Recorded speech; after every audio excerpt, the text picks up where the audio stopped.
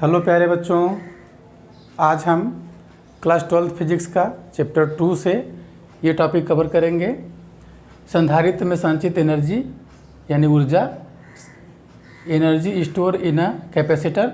ये दो प्रकार से, जैसे हम लोगों ने इसके पहले वाले लेक्चर में, पहले वाले वीडियो में हमने देखा था कि जो एनर्जी होती है यानी कि संधारित्र की जो ऊर्जा होती है उसको स्टोर तो हम लोग करते हैं संधारित्र में, लेकिन संधारित्रों का संयोजन करके उसको जोड़ के हम जो ऊर्जा थी स्टोर करने की जो क्षमता थी किसी भी संधारित्र की, उसको हम लोग घटा या बढ़ा सकते थे। तो हम लोगों ने देखा कि दो प्रकार से हम संधारित्रों का संयोजन करते हैं। एक था संधारित्रों का श्रेणी क्रम संयोजन और दूसरा था संधारित्रों का समांतर क्रम संयोजन। इसको हमने बहुत ही अच्छे तरीके से इसके पिछले वाले वीडियो में हमने इसको पढ़ाया। अब हम देख रहे हैं कि किसी भी संधारित्र में जो एनर्जी होती है, स्टोर जो एनर्जी होती है, वह एनर्जी कितनी होती है, और उस एनर्जी को जब हम लोग श्रेणी क्रम में स्टोर करते हैं और समांतर क्रम संयोजन में संधारित्रों के जब स्टोर करते हैं तो वो एनर्जी कितनी होती है और किस प्रकार से होती है। ठीक है बच्चों, इसके बाद हम लोग देखेंगे आवेशों का पुनर्वितरण। मतलब यदि कोई भी दो चालक हों, यदि उनको हम एक चालक तार के द्वारा जोड़ दिया जाए तो उसमें आवेशों का जो पुनर्वितरण होता है वो किस प्रकार से होता है, और उसके पुनर्वितरण में कुछ न कुछ, जितना ये तो मैंने बताया कि आवेश का जब पुनर्वितरण होगा तो उसमें कुछ ना कुछ वर्क करना पड़ेगा, और कुछ ना कुछ जब वर्क होगा तो कुछ ना कुछ एनर्जी लॉस होगी, और उसको हम लोग लास्ट में देखेंगे। आवेशों के पुनर्वितरण में ऊर्जा की हानि, ये एक डेरिवेशन है। ये टॉपिक आज हम लोग कवर करने वाले हैं बच्चों, तो टाइम को वेस्ट न करते हुए हम स्टार्ट करते हैं। संधारित्रों में संचित ऊर्जा, energy store in a capacitor. बच्चों ये तो पता है कि जब हम किसी भी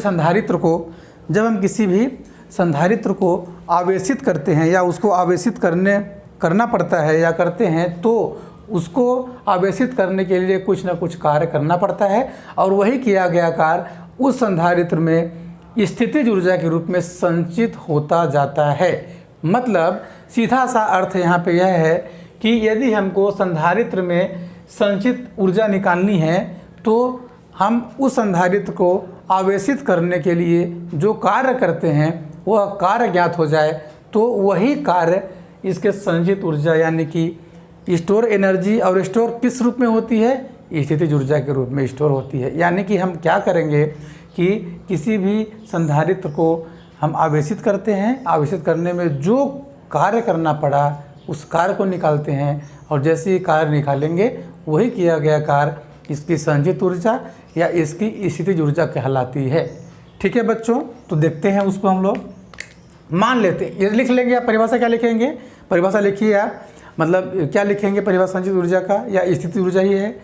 तो जब किसी भी संधारित्र को आवेशित किया जाता है तो उसके लिए कुछ कार्य करना पड़ता है, और यही किया गया कार्य उस संधारित्र में स्थितिज ऊर्जा के रूप में संचित होता जाता है। इतना लिखिए। फिर हम यहाँ पे इसका डिराइव कर रहे हैं बच्चों, कैसे करते हैं उसको देखिएगा। व्यंजक लिख लीजिएगा।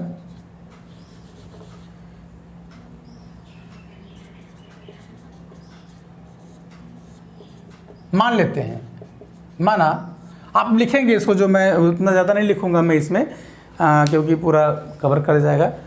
माना प्रारंभ में संधारित्र में कोई भी आवेश नहीं दिया गया है, उस स्थिति में उस संधारित्र का विभव V1 = 0 होगा।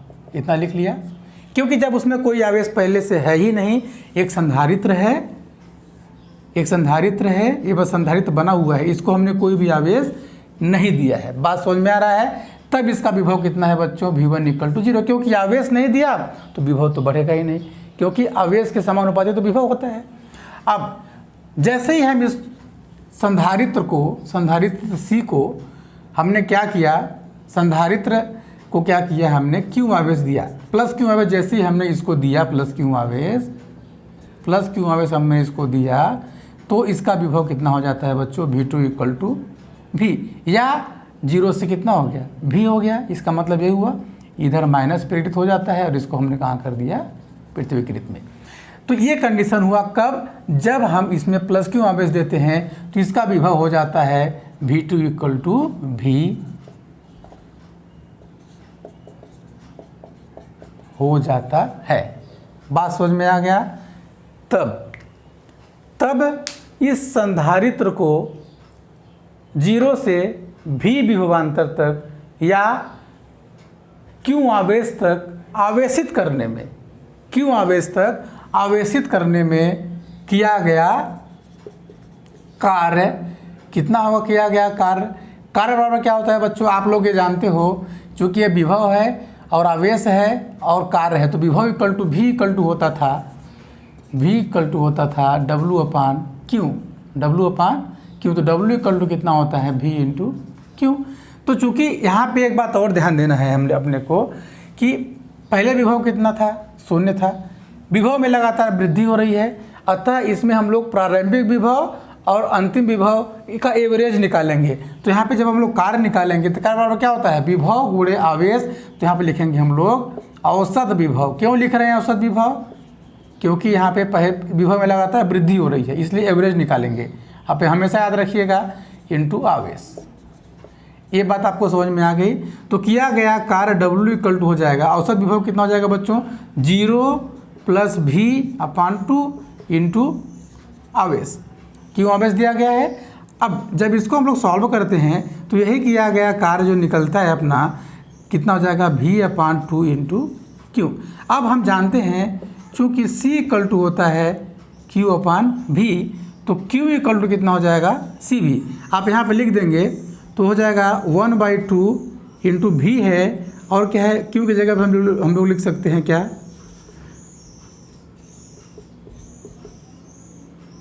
CV। तो क्या हो जाएगा ये हाफ CV स्क्वायर W। और यही किया गया कार्य, लिखेंगे यही किया गया कार्य संधारित्र में संचित ऊर्जा कहलाता है, या यही किया गया कार्य इसकी स्थितिज ऊर्जा कहलाता है। और इसी ऊर्जा U इक्वल टू हम लिख सकते हैं हाफ CV स्क्वायर। बच्चों इस एनर्जी को आप लोग याद रखेंगे। यह संधारित्र में को आवेशित करने में किया गया कार्य या उसकी स्थितिज ऊर्जा कहलाती है। बात समझ में आ गया, ठीक है। यानी कि हम देख रहे हैं कि जो स्थितिज ऊर्जा होती है वो विभव के प्रोपोर्शनल होता है, यानी कि, या इसको एक और हम लोग लिख सकते हैं। देखिए बच्चों, अगर हम यहाँ पे क्या क्या है V का मान यहाँ पे रख दें तो यहाँ से निकाल के V इक्वल टू क्या हो जाएगा, Q/C। तो ये कितना हो जाएगा, और U equal to half C, V का मान कितना है Q/C का होल स्क्वायर, तो हो जाएगा हाफ C Q स्क्वायर बटे C स्क्वायर। तो C और C कट जाएगा तो वैल्यू कितनी आ जाएगी, half Q square by C। ये U आप वैल्यू याद रखेंगे, इसको भी याद रखेंगे, इसको भी याद रखेंगे, इसको भी याद रखेंगे। याद समझ में आ रहा है। ये तीनों सारी एनर्जियां हैं, जहाँ पे जैसा आवश्यक होगा उस प्रकार से हम इसका इस्तेमाल करेंगे। ये आपको हो गई संधारित्र में संचित ऊर्जा कितनी होती है, U equal to half CV square, half CV square. आप चाहें तो इसका स्क्रीनशॉट अच्छे से ले लीजिए, ठीक है बच्चों, ले लिया स्क्रीनशॉट। अब हम लोग इसी में से हम लोगों ने देख लिया है कि जो किसी भी संधारित्र में एनर्जी स्टोर होती है वो इस रूप में होती है, और इसी का दूसरा रूप क्या है, Q स्क्वायर बटे C। अब देखिए इसमें यहाँ से हम लोग देख सकते हैं बच्चों, इस यहाँ से देख सकते हैं कि जो U है वो सीधे समानुपाती होता है V स्क्वायर के। दिख रहा है कि V स्क्वायर के प्रोपोर्शनल में होता है।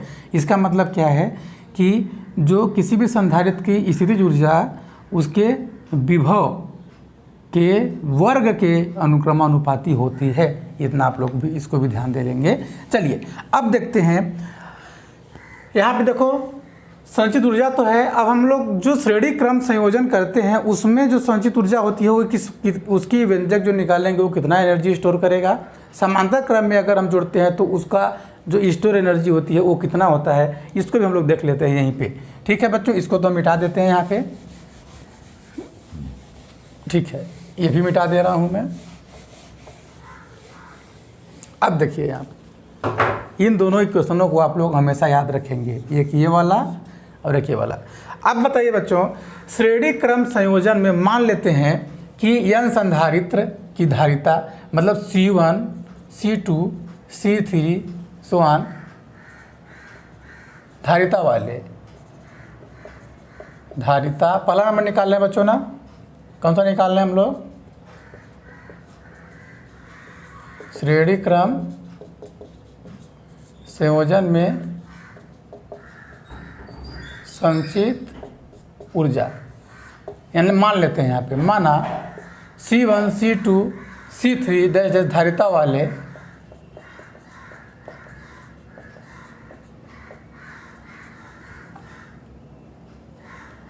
संधारित्रों को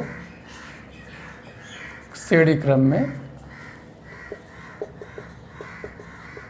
जोड़ा गया है, तब इसकी तुल्य धारिता मतलब इसकी इक्विवेलेंट जो होता है श्रेणी क्रम में कितना आता था 1/c = 1/c1 + 1/c2 + 1/c3 + so on, इतना होता है। अब देखिए बच्चों यहाँ पे 1/c आता है, इन दोनों इक्वेशन में देखो, इन दोनों सूत्रों में देखते हैं कि 1/c किस में है, इस वाले में है। तो हम लोग एनर्जी को यहाँ पे स्टोर अगर इसको पुट करें 1/c की वैल्यू इसमें, तो कुल एनर्जी हमारी इसमें कितनी स्टोर होगी वो आ जाएगी।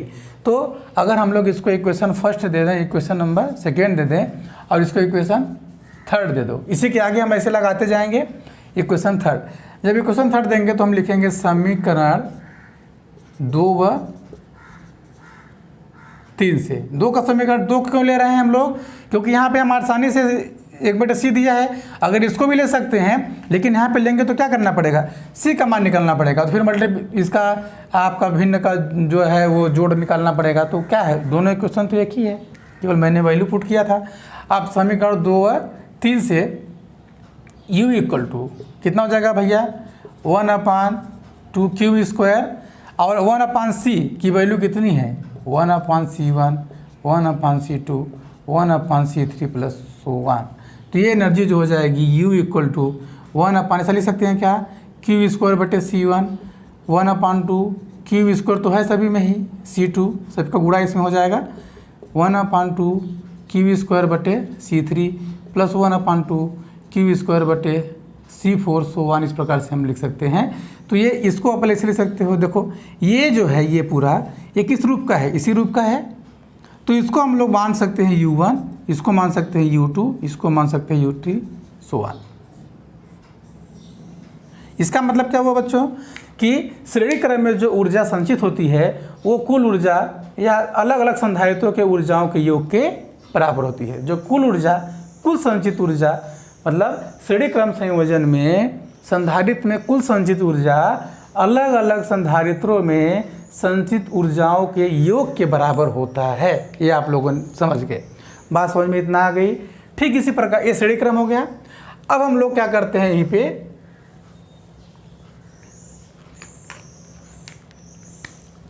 दूसरा नंबर क्या है, समांतर क्रम संयोजन में संचित ऊर्जा।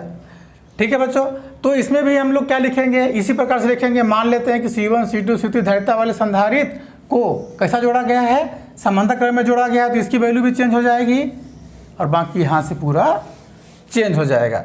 तो देखिए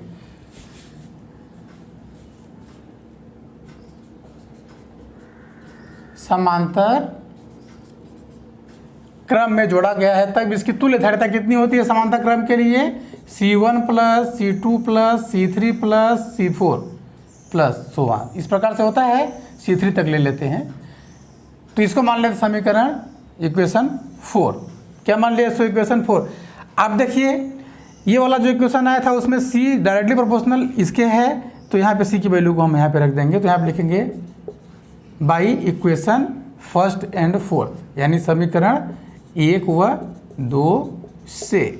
तो हो जाएगा u = हाफ, C की वैल्यू रखिए तो बच्चों क्या आ जाएगा C1 + C2 + C3 + so on, ऐसे ही कंटिन्यू चलता जाएगा v²। इसको सॉल्व करिए तो इसका मल्टीप्लिकेशन इसमें होगा, इसका भी होगा, सब में करते जाइए। 1/2 C1 v², 1/2 C1 v square 1/2 C2 v square plus 1/3 C3 v square plus so on. ठीक है बच्चों, ये आपको समझ में आ गया, आपको समझ में आ गया होगा पूरा ये। ठीक है, अब इसको क्या लिख सकते हैं, देखिए इसी के रूप का है तो इसको लिख सकते हैं हम लोग क्या है, U1 U2 U3 plus so on, U equal to. Same ऐसे आ गया, श्रेणी क्रम में भी ऐसे ही आता था और समांतर क्रम में भी इसी प्रकार से आता था। तो ये हो गया आपका समांतर क्रम संयोजन में संचित ऊर्जा कितना होता है, अलग अलग संधारित्रों के ऊर्जाओं के योग के बराबर होता है। मतलब कि समांतर क्रम संयोजन, संधारित्रों के समांतर क्रम संयोजन में जो कुल संचित ऊर्जा होता है वो अलग अलग संधारित्रों में संचित ऊर्जाओं के योग के बराबर होता है। ये तो फिक्स है, कंजर्व क्योंकि होता है एनर्जी, इसलिए सभी की एनर्जी इक्वल आ रही है, चाहे श्रेणी क्रम में जोड़े चाहे समांतर क्रम में जोड़े। ठीक है बच्चों, इसका भी आप स्क्रीनशॉट अच्छे से ले लीजिए ताकि आपको नोट करने में दिक्कत ना हो। चलिए ठीक है, अब हम लोग नेक्स्ट टॉपिक देखते हैं।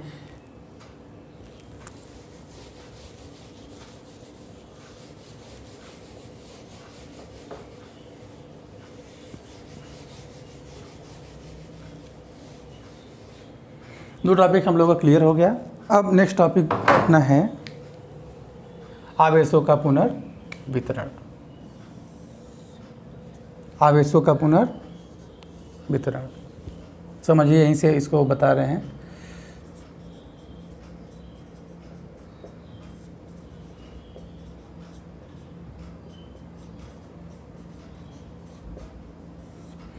Redistribution of charges.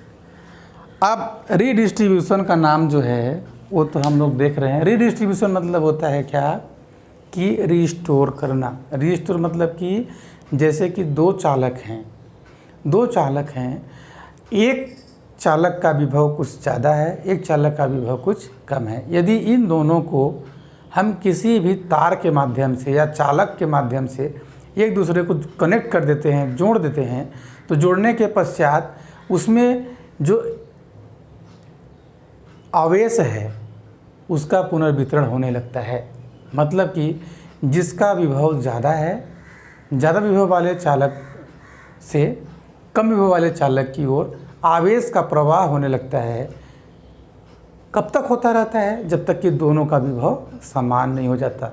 हमने आपको पहले बताया था जब विभव पढ़ा रहा था कि जिस प्रकार से जो वाटर होता है वो अधिक तल से निम्न तल की ओर ऑटोमेटिक फ्लो होता है, ठीक उसी प्रकार से जो विभव होता है वो अधिक विभव वाले चालक से कम विभव वाले चालक की ओर आवेश का प्रवाह होता है।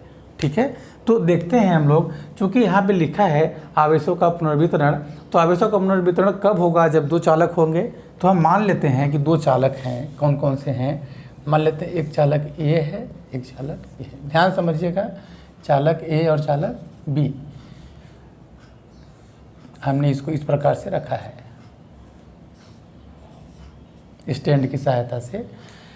माना इसको हम दिए Q1 आवेश, कितना दिए इसको? प्लस Q1 आवेश इसका है। इस पे कितना है? प्लस Q2 आवेश। Q1 आवेश देने से इसकी धारिता कितनी हो जाती है? C1। इसकी धारिता हो जाती है C2। इसका विभव कितना होता है? V1। इसका विभव होता है V2।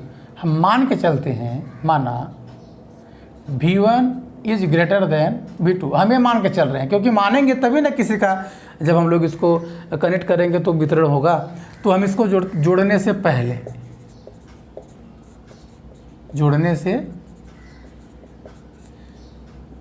पहले का चित्र ये है। बात समझ में आ रहा है? दो चालक हैं A और B। दोनों चालकों, पहले चालक को Q1 आवेश हमने इसको दिया तो इसका विभव हो गया V1 और इसकी धारिता कितनी है? C1 है। इसी प्रकार से दूसरा चालक है B, इस चालक को Q2 आवेश देने से विभव V2 हो गया और इसका धारिता कितना है? C2 है। तो हम यह मान के चल रहे हैं कि V1 और V1 इज ग्रेटर देन, मतलब V1 का मान V2 से ज़्यादा है। इसका मतलब यह है कि इसमें आवेश की मात्रा ज़्यादा है, इसमें आवेश की मात्रा कम है। अब देखिए, इसको आप इतना समझ गए। अब इसको एक चालक तार के द्वारा जोड़ दिया जाता है।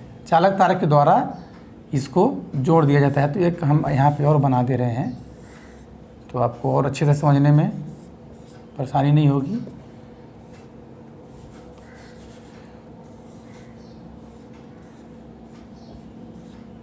ये B, इसका आवेश कितना था बच्चों Q1, विभव कितना था V1, और ये है इसका धारिता है C1, Q2 C2। इसको एक चालक तार के द्वारा इसे जोड़ दिया गया। जब जोड़ देते हैं तो आवेश का प्रवाह, चूंकि इसका विभव कितना था V1 और V2, तो V1 से मतलब आवेश किधर किधर जाएगा, चालक A से B की ओर आवेश का प्रवाह होना शुरू हो जाता है। और कब तक प्रवाह होता है, जब तक कि दोनों का विभव समान न हो जाए। तो जोड़ने के बाद जो विभव होगा वह विभव मान लेते हैं कितना है, V है। तो जो विभव V होगा वो इसके लिए भी होगा, जोड़ने के बाद वाला जो विभव होगा वो इसके लिए भी होगा, और इन दोनों के लिए भी विभव हो जाएगा। मतलब इसका विभव भी हो जाएगा, इसका विभव भी हो जाएगा। क्यों? क्योंकि आवेशों का पुनर्वितरण तब तक होता रहता है जब तक कि दोनों चालकों का विभव समान न हो जाए। तो दोनों का विभव क्या हो गया, समान। बात समझ में आ गया? ठीक है बच्चों, तो क्या लिखेंगे इसमें आप लोग पुनर्वितरण में कि माना A और B दो विलगित गोलीय चालक हैं। विलगित मतलब अलग अलग गोलीय चालक हैं, जिसकी धारिता है क्रमशः C1 और C2 हैं। चालक A को या गोले A को, गोली चालक हैं दोनों, गोले A को प्लस Q1 आवेश देने से इसका विभव V1 हो जाता है, तथा गोले B को प्लस Q2 आवेश देने से इसका विभव V2 हो जाता है। अब माना V1 is greater than V2। बच्चों मैं जो बोल रहा हूँ इसको सुस्पष्ट आप लिखते जाएंगे अपने नोट्स में, ठीक है ना? ठीक है। अब इन दोनों चालकों को एक चालक तार द्वारा जोड़ दिया जाता है। जोड़ने के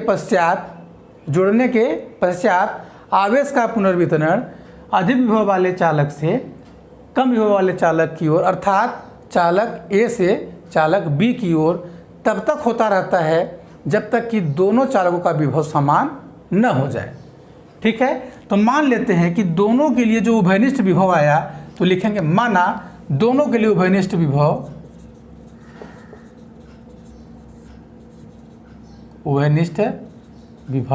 भी है। मान लिया, क्योंकि जोड़ने के पश्चात तो विभव का मान एक, वो विभव कितना है, भी है।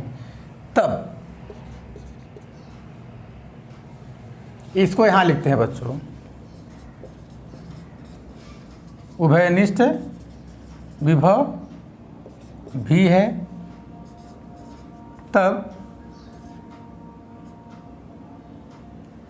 कुल आवेश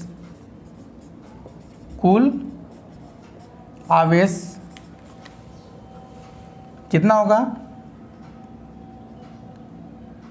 Q बराबर Q1 प्लस Q2। मान लिया हमने कि कुल आवेश कितना है, Q है, तो Q बराबर Q1 प्लस, तो Q बराबर क्या होता है भाई, देखिए हमको वही फार्मूला इस्तेमाल करना है, C इक्वल टू होता है Q बाई V, तो Q इक्वल टू हो जाएगा CV। बात समझ में आ रहा है? तो यहाँ पे लिखो, जोड़ने से पहले कुल आवेश Q1 Q2, तो Q1 का मान जोड़ने से पहले कितना था, Q1 बराबर हो जाएगा C1 V1, तो यहाँ लिखेंगे हम लोग C1 V1 plus C2 V2। ये बात समझ में आ गई, ये हो गया कुल आवेश। बात समझ में आ गया, कुल आवेश। ठीक है, हमें क्या निकालना है, अब देखिए बच्चों, जोड़ने के पहले कुल आवेश था इतना, और कुल धारिता कितनी थी, तथा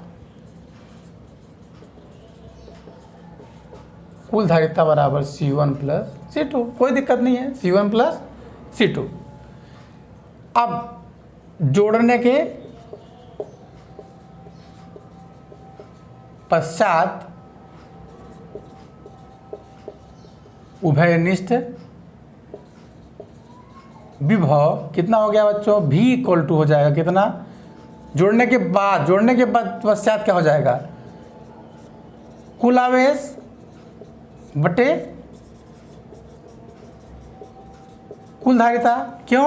इसी वही सूत्र है, C equal to Q upon V, तो V equal to Q by C से तो आवेश बटे धारिता, इसी सूत्र का इस्तेमाल करेंगे हर जगह हम लोग। तो कुल आवेश बटे कुल आवेश कितना है बच्चों बताइए, C1 V1 plus C2 V2 अपान C1 प्लस C2। बात समझ में आ रहा है, ये हो जाएगा कुल विभव का मान, यानी कि यही है उभयनिष्ठ विभव के लिए व्यंजक। बच्चों क्या ये उभयनिष्ठ विभव के लिए व्यंजक, इसको आप लोग हमेशा याद रखेंगे, ध्यान रखेंगे, और इसका इस्तेमाल हम लोग आगे भी इसमें करेंगे वितरण वाले ऊर्जा की हानि में। तो इसमें एक प्रश्न भी आता है कि यदि दो चालकों को एक सुचालक तार द्वारा जोड़ दिया जाता है तो उसके उभयनिष्ठ विभव के लिए व्यंजक की स्थापना कीजिए। उभयनिष्ठ विभव के लिए व्यंजक की स्थापना कीजिए। बात समझ में आ रही है कि नहीं आ रही है? अब यहाँ पे एक और कॉन्सेप्ट आपको जान लेना चाहिए, क्योंकि वो भी इसी से रिलेटेड है, अच्छे से इसको भी समझ लो। एक और यहाँ पे आ जाएगा। अब मानते हैं, देखिए थोड़ा समझिएगा, जोड़ने से पहले इस पे आवेश कैपिटल Q1 और कैपिटल K2, जोड़ने के पश्चात आवेशों का भी तो पुनर्वितरण इसमें हुआ होगा। आवेशों का भी पुनर्वितरण जो हुआ होगा, तो आवेशों के पुनर्वितरण जब होगा तो इसका आवेश इसमें गया है तो इसका आवेश कुछ कम हुआ होगा और इसमें आवेश की मात्रा कुछ बढ़ गई होगी। तो मान लेते हैं कि वह मात्रा कितनी है, यहाँ पे मान लेते हैं कि वह मात्रा बची स्मॉल Q1 और इसकी मात्रा कितनी हो गई स्मॉल Q2। बात समझ में आ रहा है? बात समझ में आ रहा है कि नहीं आ रहा है? मैं बोल रहा हूँ कि यदि इन दोनों को सुचालक तार से जब हम जोड़ते हैं तो इसमें जो आवेश था वो अधिक विभव वाले से कम विभव वाले में जाता है, तो इसमें जितना भी आवेश था उसका मात्रा कुछ कम हुआ होगा और इसमें कुछ वृद्धि हुई होगी। तो मान लेते हैं इसमें Q1 बची और इसमें Q2, और इसका उभयनिष्ठ विभव कितना हो गया V। तब लिखेंगे यहाँ पे, माना लिखेंगे, माना कि चालकों को सुचालक तार से जोड़ देने से इसका इस पर आवेश Q1 स्मॉल Q1 और इस पर आवेश स्मॉल Q2 बचता है। तब यह आवेश कितना होगा, चालक A पर आवेश Q1 इक्वल टू क्या होता है इसे देखिए CV, तो हो जाएगा C1 और V कितना हो गया है जोड़ने के बाद, V1 नहीं रह जाएगा, केवल V हो, तो C1 भी एवं चालक B पर आवेश बचेगा C2 equal to Q2 equal to C2V। तो इस दोनों को अगर हम लोग निकालें तो Q1 अपान Q2 अगर करें तो क्या आएगा बच्चों, देखिए C1V और C2V, यानी कि Q1 upon Q2 equal to C1 upon C2। इसका मतलब क्या हुआ, इसका मतलब यह हुआ, ये भी एक इम्पोर्टेंट टॉपिक है या इम्पोर्टेंट कॉन्सेप्ट है। इसमें हम लोग बोल सकते हैं कि दो चालकों को जब हम लोग जोड़ते हैं तो आवेशों का पुनर्वितरण का अनुपात, आवेशों के जो पुनर्वितरण का अनुपात है वो उसकी धारिताओं के अनुपात के बराबर होता है या उसके साथ साथ होता है। यानी कि आवेश इसमें C1 से अगर आवेश का मान कम होगा तो धारिता का मान भी कम होता चला जाएगा, अगर आवेश का मान बढ़ेगा धारिता का मान भी, मतलब क्रमशः वो दोनों एक साथ ही बदलते रहते हैं। ठीक है बच्चों, ये हो गया आपका दूसरा टॉपिक, आवेशों का पुनर्वितरण, बिल्कुल अच्छे से। इसको आप लोग चित्र अगर देना चाहें तो यहाँ पे लिख सकते हैं जोड़ने के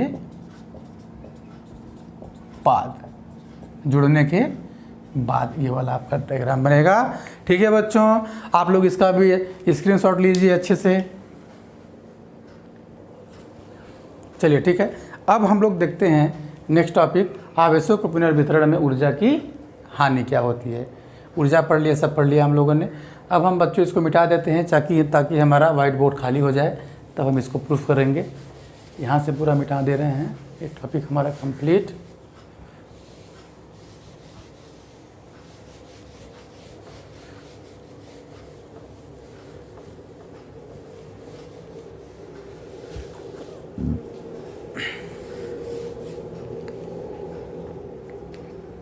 इसको हम लिख दे रहे हैं यहाँ पे,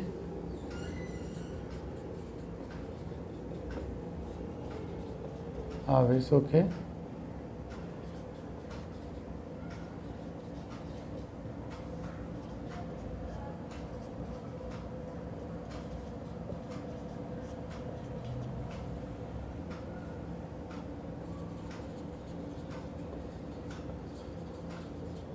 loss of energy in redistribution of charges, ये आप याद रखेंगे, ये टॉपिक है। ये देखिए हमारा बोर्ड खाली हो गया, ये चालक तो ही है मान लीजिए। अब बच्चों समझिएगा इसको ना, देखिए इसमें हम लोग दो कंडीशन देखेंगे। क्या, सबसे पहले हम लोग क्या लिखेंगे, माना कि ये, इसके लिए अलग व्यंजक लिखेंगे हम लोग, डिराइव करेंगे अलग से, जो आएगा उसको लिखिए आप लोग, सुस्पष्ट लिखिए। माना ए और बी दो विलगित गोलीय चालक हैं, ठीक है। C1 और C, जिनकी धारिताएं C1 और C2 हैं, वह ए को Q1 आवेश देने से इसका विभव V1 और बी को Q2 आवेश देने से इसका विभव Q2 हो जाता है। मान लेते हैं कि V1 ग्रेटर है V2 से, इतना लिख लिया। सेम उसी प्रकार से अब देखते हैं कि जोड़ने से पहले इसकी एनर्जी क्या थी, इसकी एनर्जी क्या थी। पहले आप कॉन्सेप्ट समझ लीजिए, पुनर्वितरण में ऊर्जा की हानि। तो ऊर्जा की हानि किस प्रकार से होती है बच्चों, उसको समझेंगे हम लोग। कि देखिए हम लोगों ने सबसे पहले इसको कुछ आवेश दिया, तो इसमें कुछ एनर्जी स्टोर हुआ, कुछ ऊर्जा इसमें गया, कुछ ऊर्जा इसमें गया। अब जोड़ने से पहले इसकी कुल ऊर्जा निकाल लेंगे अपना, इसका भी कितना था, इसका भी। जोड़ने के पहले इसमें कितनी एनर्जी है, इसमें कितनी एनर्जी है, उसको हमने निकाल लिया और उसको रख दिया। अब इसको एक चालक तार से जोड़ते हैं, तो जोड़ने के पश्चात इन दोनों में जो ऊर्जा दो अलग अलग थी, वो दोनों ऊर्जा कंबाइन हो जाएगी। तो जोड़ने के बाद इसकी ऊर्जा कितनी होती है, उस ऊर्जा को निकालेंगे। और जोड़ने के पहले वाले ऊर्जा में जोड़ने के बाद वाले ऊर्जा को अगर हम लोग माइनस कर देंगे, तो इसको आवेशों के पुनर्वितरण में कितना एनर्जी का हानि हुआ, लॉस हुआ, वो पता चल जाएगा। क्योंकि प्रारंभ में हमने इसको अलग अलग एनर्जी दिया, तो स्वाभाविक सी बात है कि इसकी ऊर्जा कुछ ज़्यादा होगी। जब इसको हम लोग जोड़ देते हैं, तो चालक तार के द्वारा कुछ ऊर्जा इसमें ट्रांसफ़र होता है, तो इसकी ऊर्जा कुछ कम होगी। इसलिए हम लोग जोड़ने से पहले वाले ऊर्जा में चालकों को जोड़ने के बाद वाली ऊर्जा को माइनस करते हैं, वही ऊर्जा की हानि होती है। तो हमने क्या बताया कि इन दोनों के लिए जोड़ने से पहले कुल ऊर्जा कितनी थी उसको निकालेंगे, इसको जोड़ने के बाद कुल ऊर्जा होगी उसको निकालेंगे। ठीक है बच्चों, तो जो मैंने बोला उसको लिख लिया। अब एक यहाँ पे हम लोग डालेंगे जोड़ने से पहले, जोड़ने से पहले, जोड़ने से पहले चालक ए की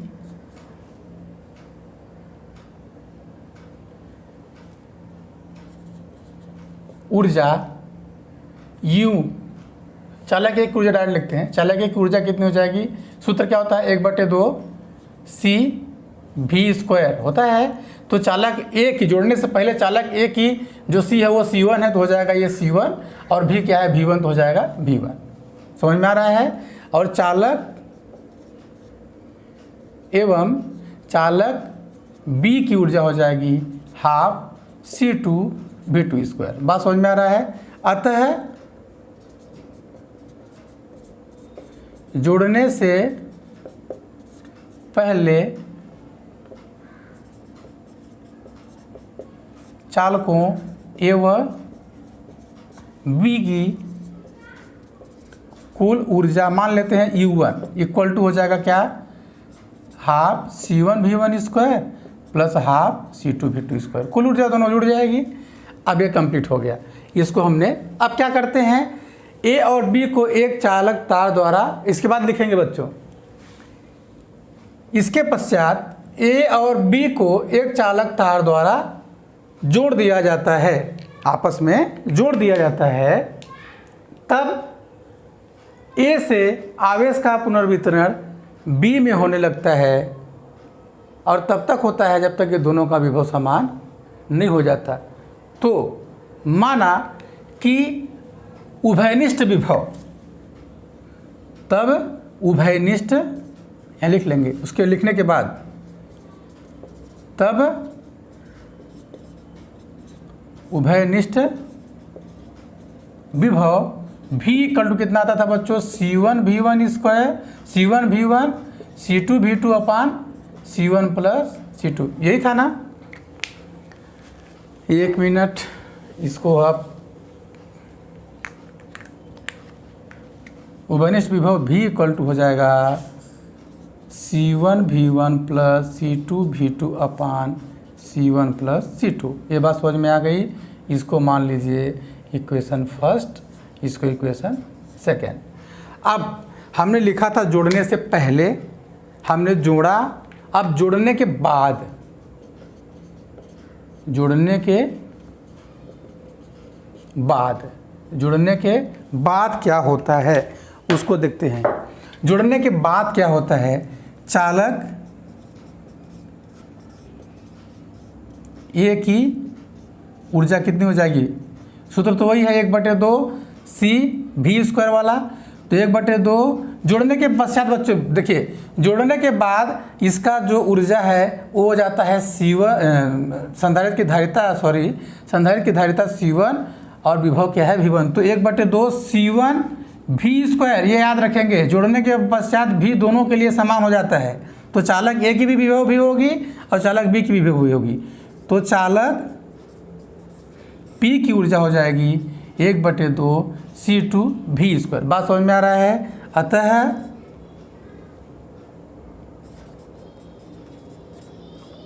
जोड़ने के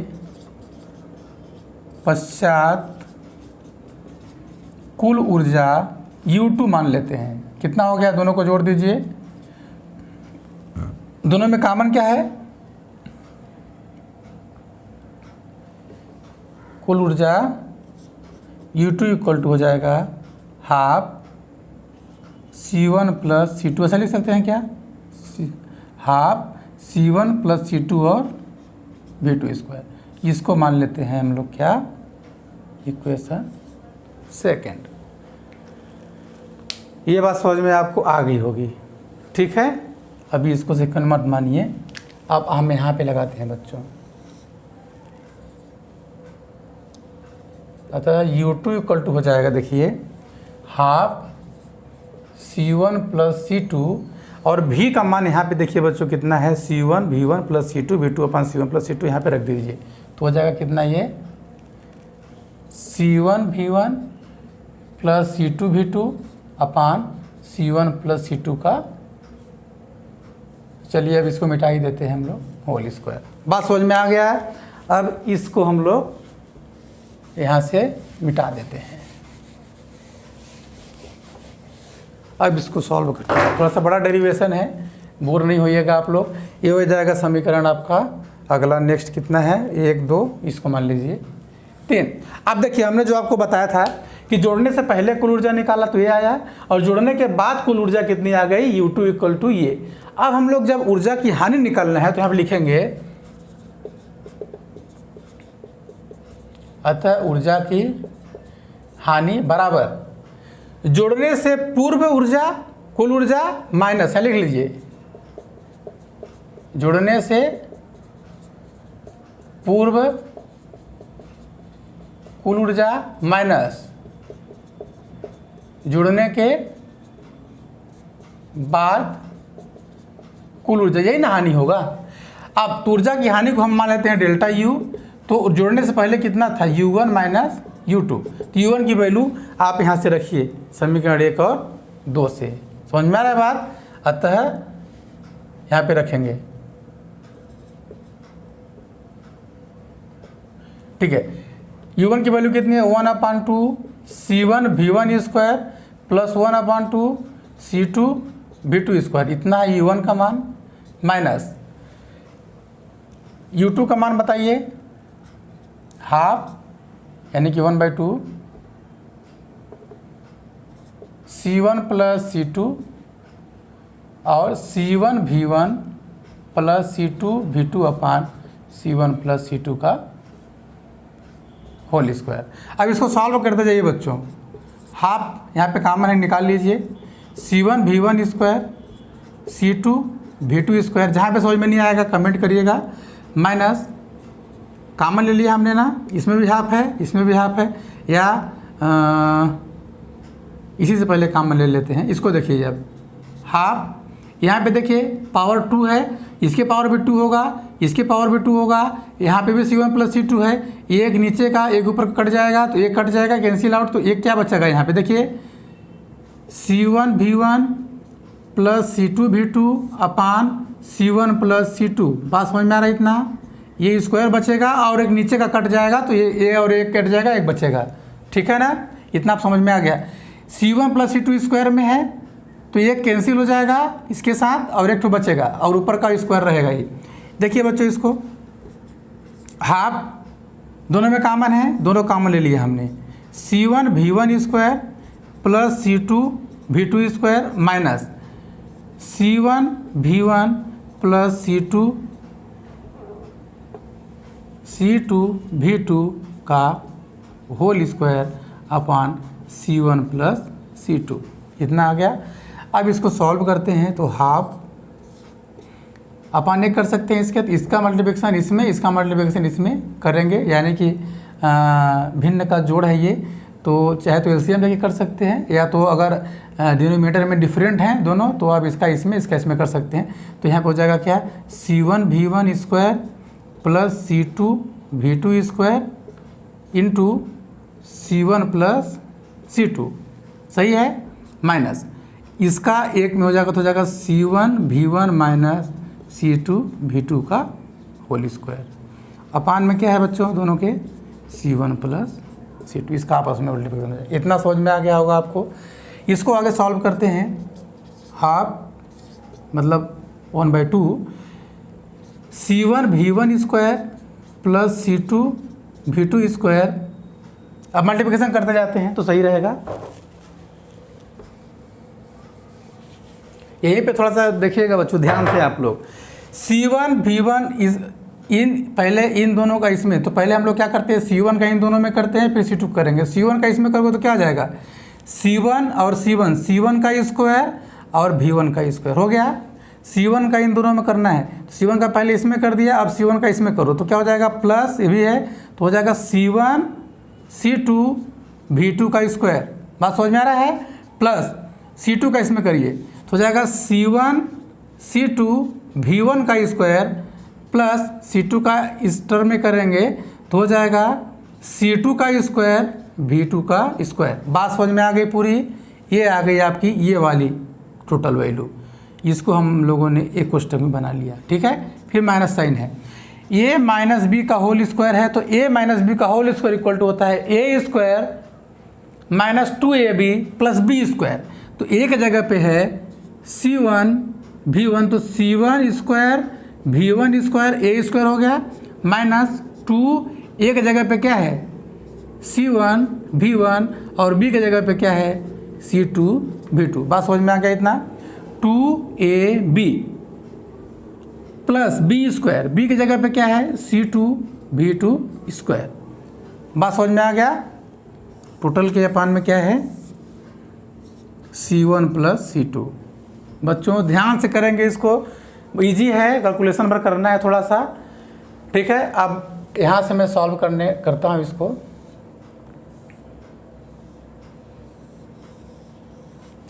अब देखिए इसके बाद डेल्टा U इक्वल टू चल रहा है, डेल्टा U इक्वल टू। अब देखिए कोष्ठक को हटा देंगे, कोष्ठक को हटाएंगे तो माइनस और प्लस के कारण जो भी साइन आएगा उसको हम लोग लिखते हैं यहाँ पे। देखिए इसको थोड़ा लंबा जाएगा ना, यहाँ पे समझ में आएगा कि देखिएगा C1V1 square plus C2V2 square, C1V1 square है ना, C1V1 square C1 C2V2 square, C1 square V1 square plus C1 C2V2 square plus C1 C2V1 का स्क्वायर प्लस C2 का स्क्वायर V2 का स्क्वायर, ये है। अब माइनस साइन है, ये वाला साइन, माइनस के कारण अंदर के सारे साइन बदल जाएंगे, तो ये माइनस में हो जाएगा और ये प्लस में हो जाएगा। यहाँ पे C1 square V1 square minus 2C1 V1 C2 V2। देखिए ये माइनस था ना, तो ये माइनस में हुआ तो ये किस में हो जाएगा, प्लस में, और ये प्लस में है तो माइनस में। हो जाएगा C2V2²। और टोटल के बटे में कितना है, टोटल बटे में है C1 प्लस C2, कुल के बटे में। अब ये जो वैल्यू आएगी, अब देखिए वैल्यू इसमें कुछ कट रहे हैं, क्या कुछ कैंसिल हो रहे हैं। C1² V1² यहाँ पे प्लस में है, इसमें देखिए और कहीं होगा C1² V1² माइनस में है, तो ये और ये कैंसिल हो जाएगा। C2² V2² प्लस में है, C2² V2² माइनस में, ये दोनों आपस में कैंसिल हो जाएंगे बच्चों।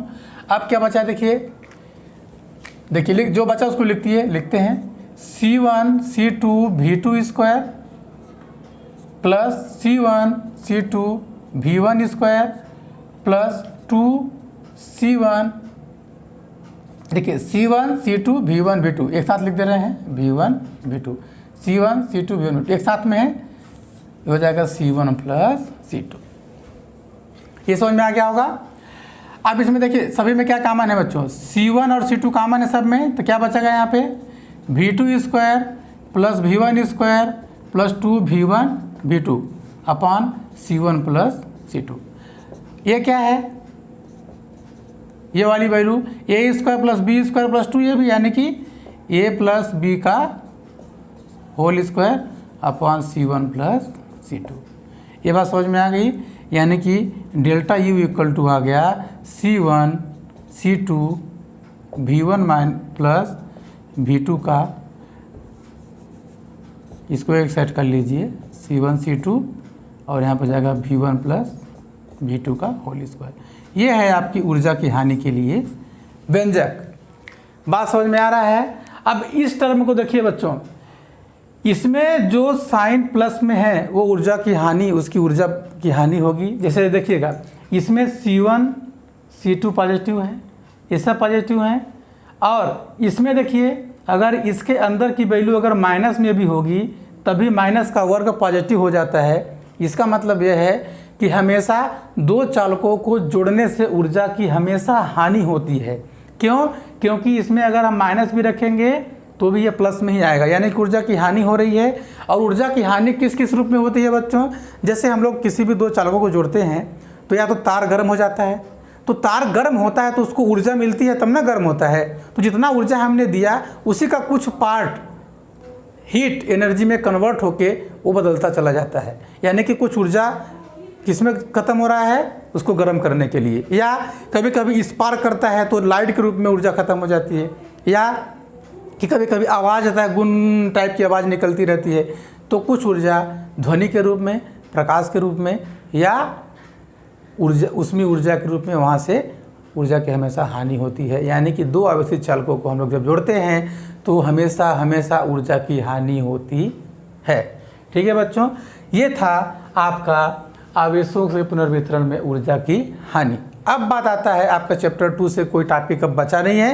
एक टॉपिक आपका बचेगा क्या, वान डी ग्राफ जनित या जनरेटर। जो जनरेटर है वो है वान डी ग्राफ जनरेटर, उसको हम लोग उसको हम लोग नेक्स्ट लेक्चर में अगले वीडियो में देखेंगे। इसी के साथ ये चैप्टर आपका फिनिश हो जाएगा और हम लोग देखेंगे फिर इसी से बेस्ड न्यूमेरिकल, एनसीईआरटी के जो न्यूमेरिकल है उसको हम लोग सॉल्व करेंगे, पूरा क्रमशः करेंगे। ठीक है बच्चों, धैर्य रखिए, अच्छे से पढ़ते रहिए, नोट्स ज़रूर बनाइए। ठीक है, स्क्रीनशॉट ले लिया करिए, मैं स्क्रीनशॉट देने के लिए भी आपको बोल देता हूँ। और बच्चों अगर वीडियो अच्छे लग रहे हैं तो प्लीज़ इसको आप लोग लाइक करें, सब्सक्राइब करें और कमेंट करें, जो भी कमियां हो हमको बताएं ताकि हम उसमें कुछ सुधार कर सकें। ठीक है, और सब्सक्राइब करें बच्चों, दोस्तों को शेयर करना ना भूलें, कंजूसी ना करें, सब्सक्राइब जरूर करें। ठीक है, थैंक यू।